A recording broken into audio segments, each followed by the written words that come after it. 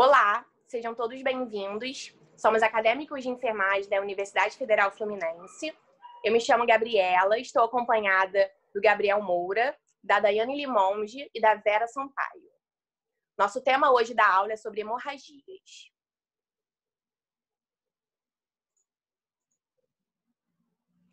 A hemorragia, então, ela é caracterizada pela perda de sangue do sistema circulatório, originado pelo rompimento de um ou mais vasos sanguíneos, sendo que a gravidade dessa hemorragia é mediada pela quantidade e rapidez que o sangue é extravasado desse vaso.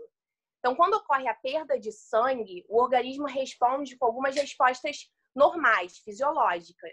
Mas se a perda for maior que a resposta compensatória desse indivíduo, diz que esse indivíduo encontra-se em choque hipovolêmico, que é algo muito grave e que pode levar a óbito.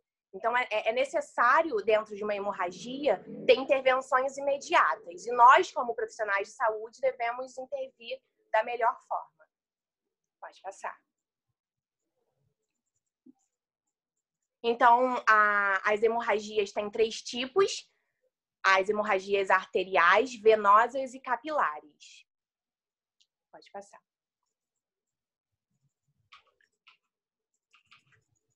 Então, vamos caracterizar cada uma.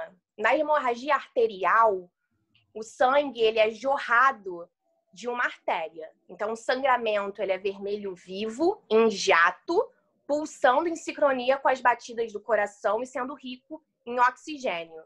Então, aqui a perda de sangue é bem mais rápida e abundante. Na hemorragia venosa, o sangue ele está saindo de uma veia.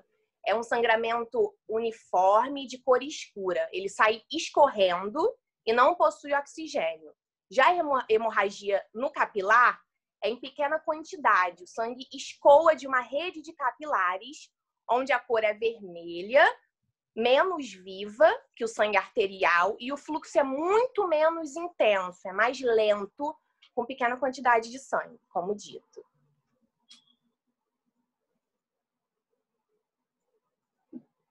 E onde que acontecem essas hemorragias no nosso corpo? Elas podem acontecer tanto de forma interna, né, quando o sangue sai do vaso, mas não passa da pele, né, não transpassa da pele, e de forma externa, né, que o sangue sai do vaso e transpassa a pele. Essas hemorragias externas, elas geralmente são causadas, né, na sua maioria das vezes, por traumas, né, acidentes automobilísticos, corte com tesoura, faca, etc.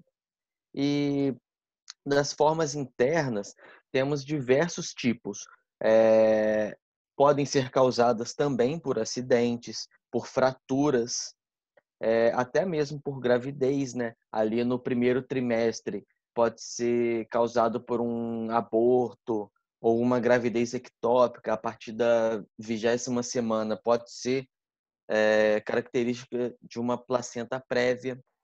Cirurgias, medicamentos como os anticoagulantes, doenças gastrointestinais, e aqui a gente pode separar a hemorragia digestiva alta, que tem como característica aqueles vômitos que possuem sangue, e a hemorragia digestiva baixa, né, que a gente tem ali o aparecimento de melena, que são o sangue, que é o sangue nas fezes. E também a hipertensão arterial sistêmica, pois a hipertensão ela causa o enfraquecimento da parede dos vasos.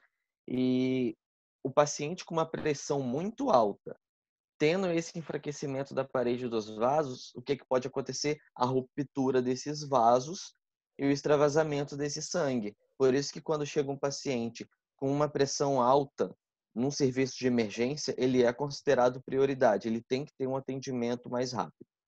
Os sinais e sintomas das hemorragias internas pode ser a palidez, o cansaço, o paciente pode apresentar uma taquipneia, muita sede, confusão mental e desmaios também são constantes, muita dor no abdômen, que o mesmo fica distendido. Aí pode ser característico de uma hemorragia abdominal. E no próximo slide, eu trago aqui a imagem que a gente pode lembrar de uma das hemorragias que mais matam, que é causada pelo AVC hemorrágico, né? A hemorragia que acontece no cérebro, na região encefálica, perdão, do corpo. Ele é um sangramento, né, ali na parte do cérebro causado pelo rompimento de um vaso sanguíneo. Ele ocorre principalmente em decorrência da hipertensão arterial. Foi a mesma explicação que eu disse anteriormente, né, onde as paredes das artérias cerebrais ficam mais frágeis. No próximo slide, a gente já exemplifica o aneurisma, né, da aorta abdominal, que é causado também pelo enfraquecimento da parede da artéria, em consequência da aterosclerose.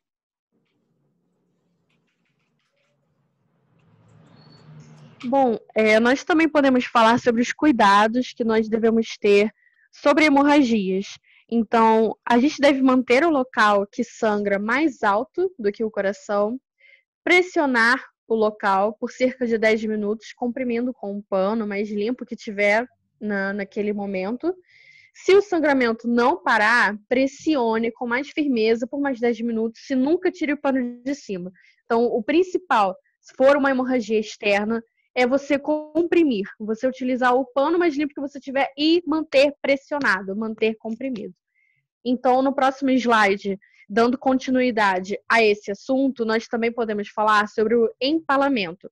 Uma situação especial sobre o empalamento é que muitas pessoas não sabem, mas se algum objeto, algum corpo estranho, penetra o nosso corpo na forma de empalamento, como na foto que a gente vê, é uma faca nas costas de uma pessoa, né? Então, assim, não se retira aquele objeto, porque ao mesmo tempo que aquele objeto está ferindo, está causando uma lesão, enquanto ele estiver inserido, ele também está fechando os vasos subjacentes, tampando os vasos subjacentes enquanto ele estiver inserido.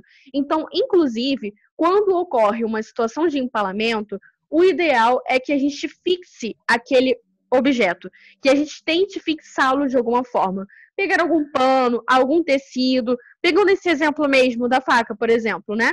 Porque como uma situação de SOS, primeiros socorros, você ainda não está em um ambiente hospitalar, então, no ambiente pré-hospitalar, você pega algum pano que você tiver, no local que você estiver, tenta prender, se você tiver algum esparadrapo prendendo em volta daquilo ali, para fixar. Fixou, ok. Se locomove o mais rápido possível para um hospital, para poder ser retirado de forma cirúrgica, de forma segura. Jamais tire do local quando houver um empalamento. Isso é o principal.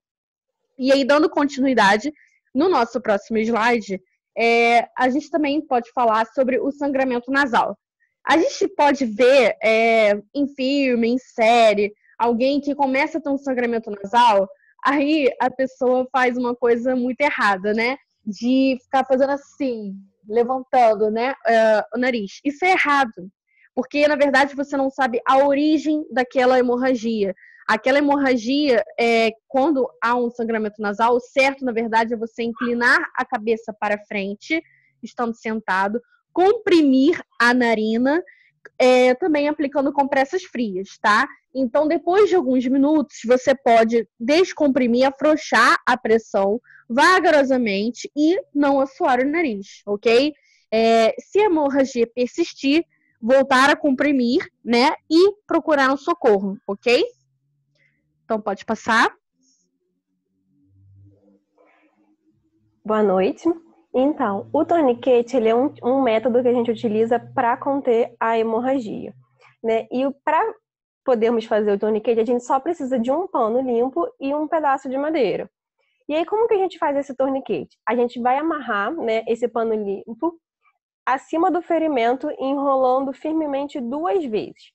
E não precisa amarrar com nada muito elaborado, não. Um nó simples já é o bastante. Depois, a gente vai amarrar, né, o bastão sobre o tecido. depois que eu explicar, eu vou mostrar a foto e aí vocês vão poder compreender melhor. A gente vai torcer o bastão até estancar completamente o sangramento. E vamos firmar o bastão com as pontas livres, ou seja, a gente vai amarrar pelo meio do pedaço de madeira. Ó, tá vendo? A gente amarra, pega um pedaço de madeira, coloca no mesmo sentido, né, aqui no caso é o braço, né, mas aí a gente vai colocar na região que for a lesão, e aí a gente amarra no meio e gira 2 vezes de forma a ficar atento para ver se realmente estancou o sangramento. É muito importante falar que nós temos que marcar o horário que foi aplicado o torniquete, tá? Porque ele não pode ultrapassar o período de 120 minutos, que é 2 horas. Em alguns casos, né, ele pode ser estendido até 150 minutos, mas o ideal é que não ultrapasse esses 120 minutos. Então, assim que você faz o torniquete, é essencial que procure o socorro imediato, né? Nós temos que desapertar ele gradualmente, né, de forma leve, a cada 10 ou 15 minutos, para poder manter a circulação do membro afetado. Porque como a gente estancou, né, aquele sangramento, como a gente está fazendo muita pressão ali, se a gente não fizer isso, pode ser que acabe necrosando, né? E outros detalhes importantes é que a gente não pode aplicar o torniquete sobre as articulações, né? Se a lesão for na articulação, a gente sempre vai fazer o torniquete acima dessa articulação. E ele também, quando a gente vai colocar, a gente tem que aplicar ele em torno de 5 a 7 centímetros de onde está a lesão. E algo muito algo muito essencial que a gente fale é que um torniquete muito bem aplicado, ele dói. Então, é bom a gente já comentar isso com o paciente, para ele não ficar tão surpreso e acabar na hora que você está fazendo, se exaltando, né? Algo assim. Então, era isso. Espero que vocês tenham gostado e bons estudos.